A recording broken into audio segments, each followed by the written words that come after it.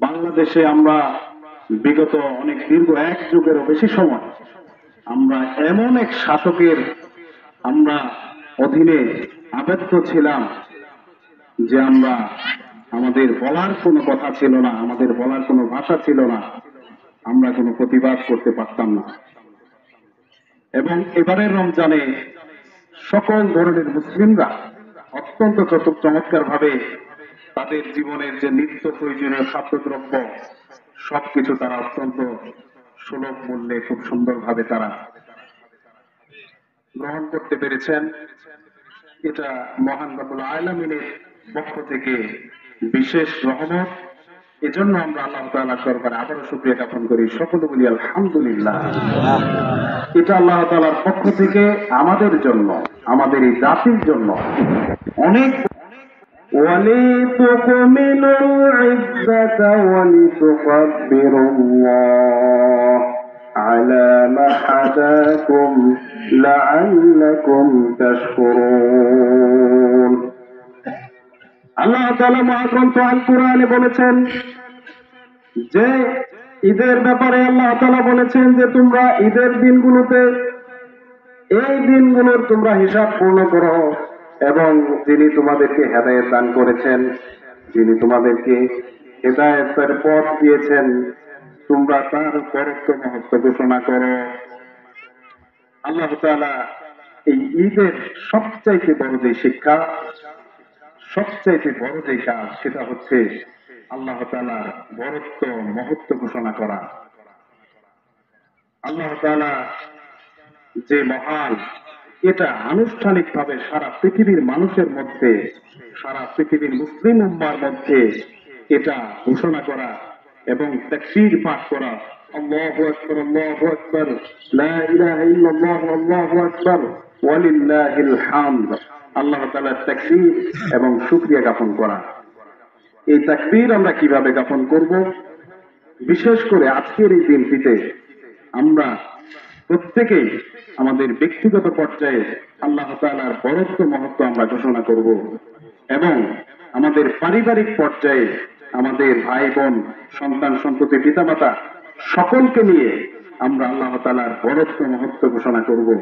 সামাজিকভাবে আমরা আল্লাহ তাআলার এই বরত্ব মহত্ব ঘোষণা করব, এবং জাতীয়ভাবে, রাষ্ট্রীয়ভাবে এবং সারা বিশ্বের মুসলিম উম্মার আজকে দায়িত্ব হচ্ছে আল্লাহ তাআলা যে মহান, আল্লাহ তাআলা যে মহাপরাক্রমশালী, আল্লাহ তাআলা যে সবচাইতে বেশি ক্ষমতাশীল এবং সবচাইতে বড়, সেটা আজকে তাকবীরের মাধ্যমে ঘোষণা করা।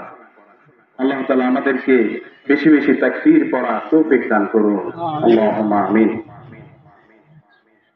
রাসূল সাল্লাল্লাহু আলাইহি ওয়াসাল্লাম বলেছেন, রহিম আন কুরাবুনিন দাখালা আলাইহি রমাদান সুম্মান সালাকা ক্বাবলা আইয়ুফতিরা। অত্যন্ত গুরুত্বপূর্ণ একটি রাসূল সাল্লাল্লাহু আলাইহি ওয়াসাল্লামের একটি হাদিস। রহিম আন কুরাবুনিন, ওই ব্যক্তি চূড়ান্ত ভাবে ব্যর্থ হলো, দাখালা আলাইহি রমাদান সুম্মান সালাকা, যে তাদের মাঝে রমজানের যে রহমতের ছায়া, রমজানের যে রহমতের ডানা, সেটা তাদের উপরে রমজান মেলে দিল, এবং রমজান সেটাকে বুঝিয়ে নিয়ে চলে গেল, এমন অবস্থায় যে তার গুনাহ মাফ করা হয়নি। ওই ব্যক্তি চূড়ান্ত ভাবে ব্যর্থ, যে ব্যক্তি মাহে রমজান পাওয়ার পরে, মাহে রমজানের এই রহমত, মাহে রমজানের এই পরিবেষ্টন পাওয়ার পরেও সে তার জীবনের গুনাহ খাতাগুলোকে মাফ করতে পারেনি, সেই ব্যক্তি হচ্ছে চূড়ান্ত ভাবে সে ব্যর্থ।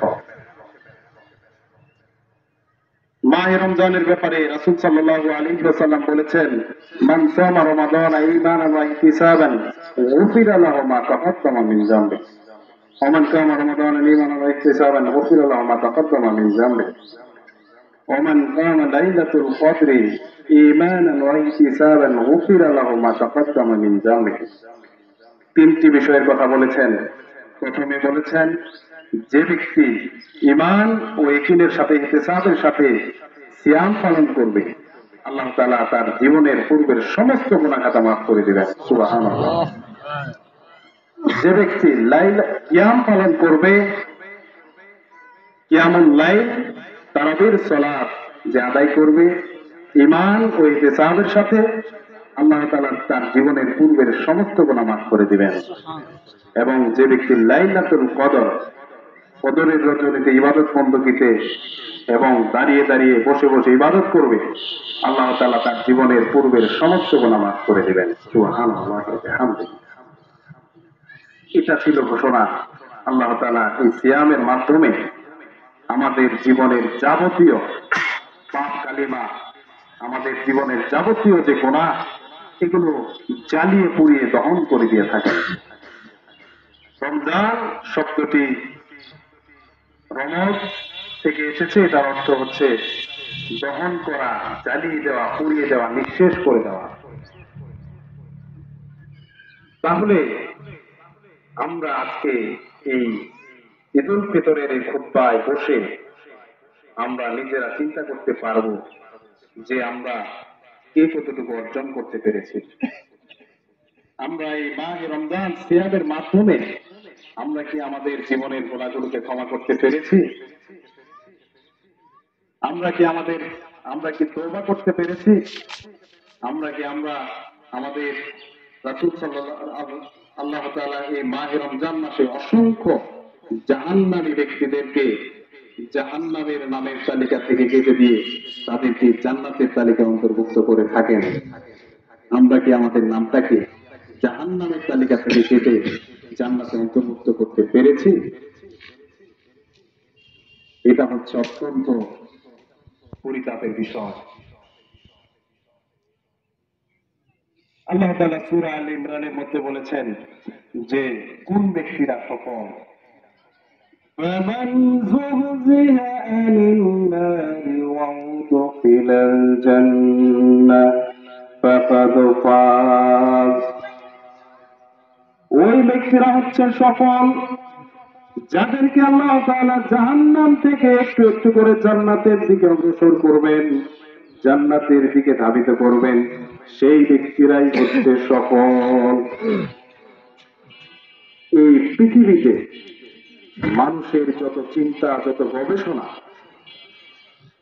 যত কিছু রয়েছে, সমস্ত গবেষণা, সমস্ত জ্ঞানের যেটাকে ক্রিম বলা হচ্ছে, সমস্ত জ্ঞানের যে নির্যাস, আপনি যখন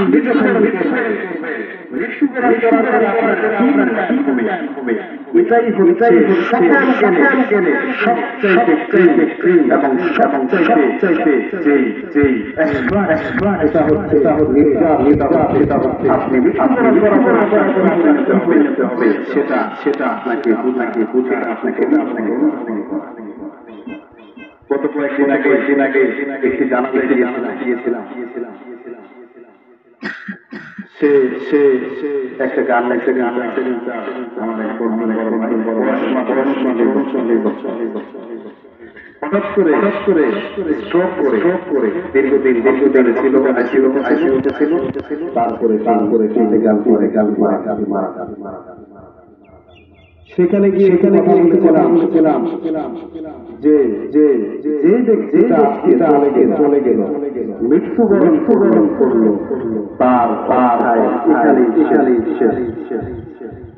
তার জীবনে এখানে সে যতটুকু করেছে সেটার তার পুরস্কার সে পাবে। আল্লাহ তাআলা বলেছেন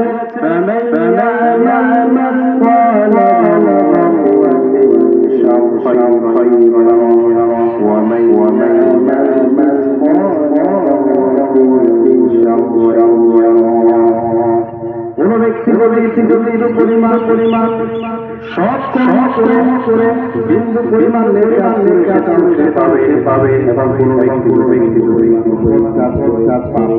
কাজ করে সেটাও সে পাবে বিন্দু পরিমাণ আপনার যে আমল ক্ষুদ্র পরিমাণ করে তাকে পাবেন খারাপ কাজ করে পাবেন তারপর সেখানে বললাম সে এখন ভালো করতে পারবে না মন্দ করতে পারবে না কিন্তু আমরা জানাজা নামাজে উপস্থিত জানাজার উপস্থিত আছে আমরা প্রত্যেকেই ভালো করতে পারবো আল্লাহ তাআলা আমাদেরকে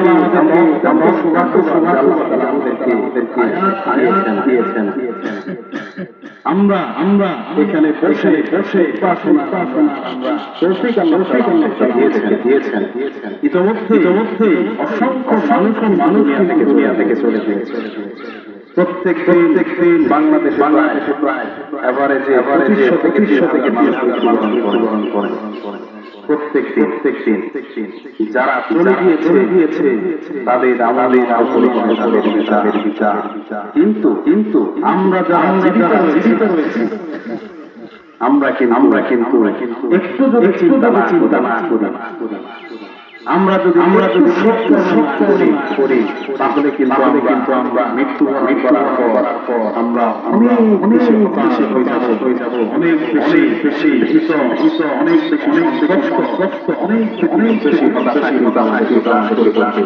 যে হাই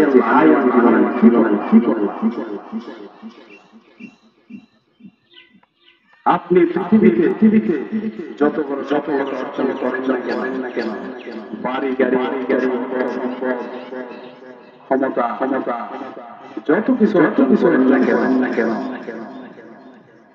আপনার আমল যদি আপনার কৃতকর্ম যদি নেককার না হয় তাহলে আপনার পরিণতি অনেক হতে পারে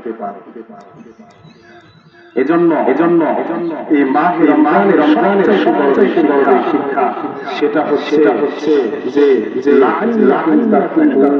তোমরা যাতে করতে পারো তোমাদের মনের মধ্যে তোমরা যাতে করতে পারো আল্লাহ তাআলার ব্যাপারে তোমরা যাতে হতে পারো আল্লাহ তাআলা মাহে রমজানের মাধ্যমে আমরা দীর্ঘ একটি মাস আমরা সিয়াম পালন করেছি আমরা কিয়াম পালন করেছি আমরা লাইলাতুল কদর পালন করেছি কিন্তু এর মধ্যে আমরা দেখতে পাবো যে সিয়াম সাথে আমরা চলে যাব আমাদের জীবন আবার সে আগের মতো হয়ে যাবে আমরা সেই দুনিয়ার বিভিন্ন ব্যস্ত হয়ে আমরা দিন থেকে আমার সরে যাব এই ব্যাপারে আল্লাহ বলেছেন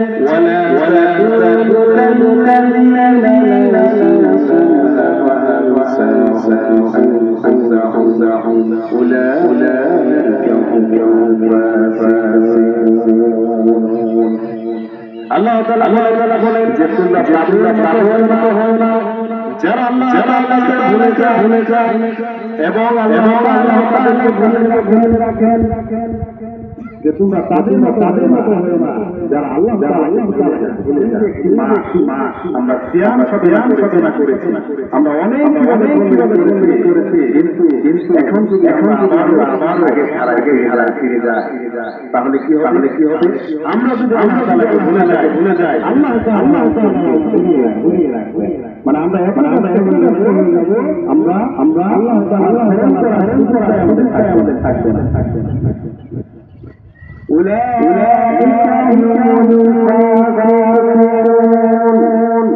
এবং সেই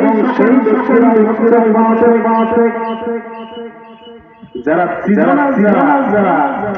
ইবাদত বন্দেগী যে রমজান মাস অনেক পাঞ্জাবি টুপি পরে হাতর রান করে একেবারে অনেক খুশি ইবাদত করলো রমজান সেই ধারা গেল এতে কোনো লাভ হবে না এতে কোনো হবে না আমরা যদি রমজানের শিক্ষাকে ধারণ করে বিগত আগামী আমরা অতিবাহিত না পারি তাহলে আমরা চলে যাব। আপনাদেরকে হাদিস এবং বাস্তবতার সাথে একটি উদাহরণ দিতে চাই। আজকে অত্যন্ত জীবন যাপন করছে। ফিলিস্তিনিরা অত্যন্ত জীবন যাপন করছে। অনিষ্টতার মধ্যে রয়েছে। তাদের মিসাইল এসে পড়বে এবং তারা পরিণত হয়ে যাবে এটা তারা জানে না। ইতোমধ্যে রমজান মাসে তাদের প্রায় 600 জন হত্যা করা হয়েছে এবং এই ইয়াহুদীরা তারা এমন করছে যে তারা ফিলিস্তিনের যে নাম রয়েছে সেটাকে তারা দিতে চায়, সেটাকে তারা নিশ্চিন্ন করে দিতে চায়।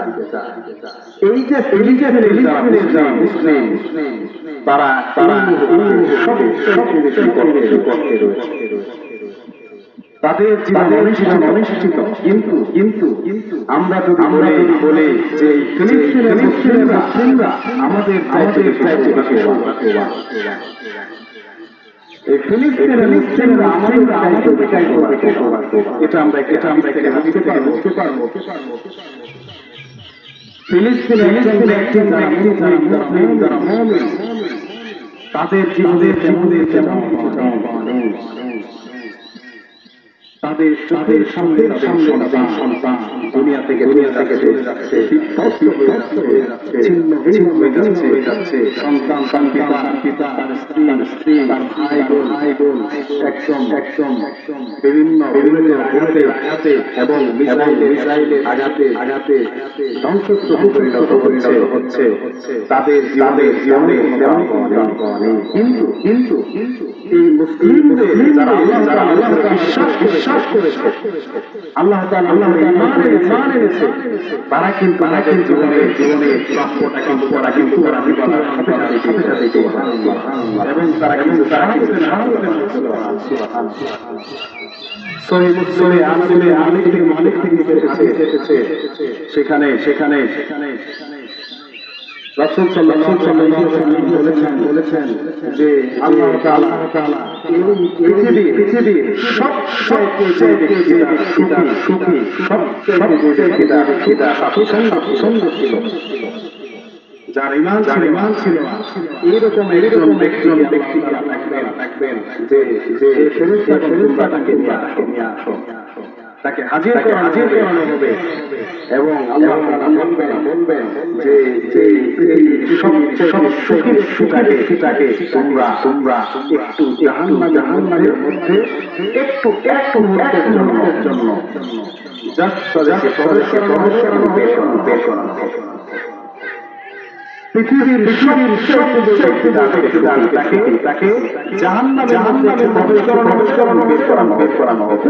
খুবই সামান্য এক সেকেন্ডের সময় তাকে চুবানো করা হবে। তখন এই ব্যক্তি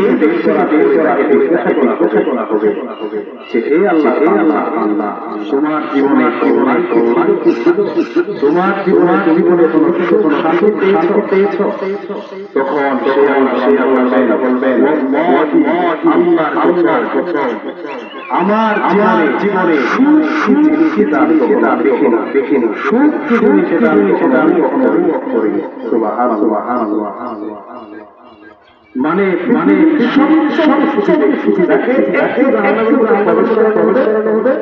বের করা হবে তার জীবনের সমস্ত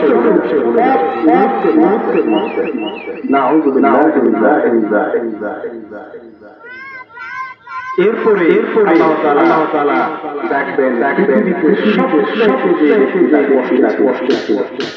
পৃথিবীতে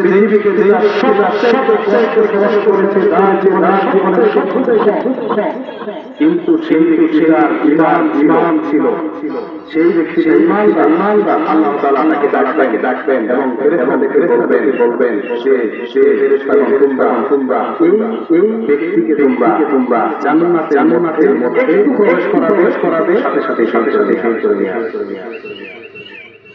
এই ব্যক্তিকে জান্নাতে সাথে সাথে বের করে নিয়ে আসা হলো।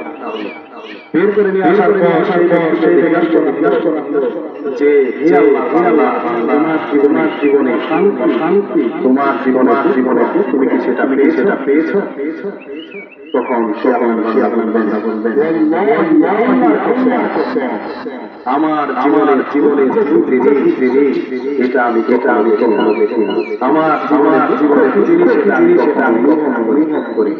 সুবহানাল্লাহ। তাহলে দেখেন পৃথিবীর সমস্ত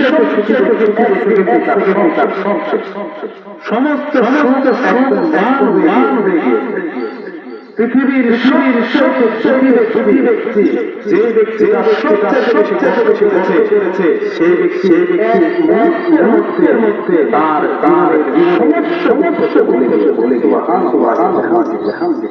তাহলে দেখেন এই 67 বছর এই সময়টাকে আমরা অর্জন করবো। এই পৃথিবীটা কেমন এটা রায় সাজানো হয়েছে যে আপনি প্রাপ্ত হবেন, আপনি মানে যাবেন, আপনি হয়ে যাবে অনেক হয়ে যাবে। সেজন্য আমাদের সময় 70 বছর যেখানে ময়দানে একদিনের জন্ম 4,000 বছর, একদিনের সমান। হযরত আদম আলাইহিস সালাম থেকে শুরু করে এখন পর্যন্ত যে সময়টা এটার যে গণনা করা এই সময়টা 8 থেকে কত বছর 8 থেকে 8.5 মানে মানবতার বয়সের থেকে 8 থেকে 8.5 বছর।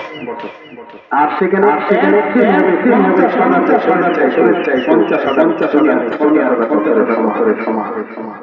তাহলে এই ক্ষুদ্র সময়টাকে আমরা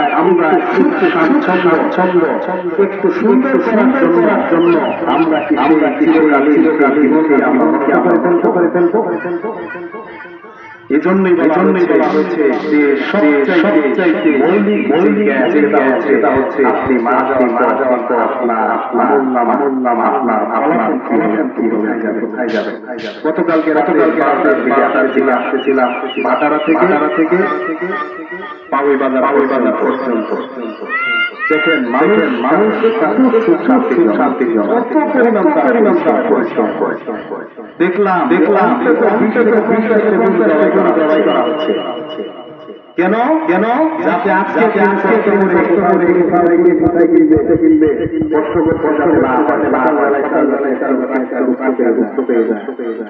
সেজন্য দেখেন রাতের বেলায় তারা মানে 30 থেকে 50 টাকা জবাই করে আয়েশের জন্য একটু তার মন দেওয়ার জন্য। অথচ আজকে আমরা এখানে যখন শুরু করেছিলাম তার 30 এখানে নেই।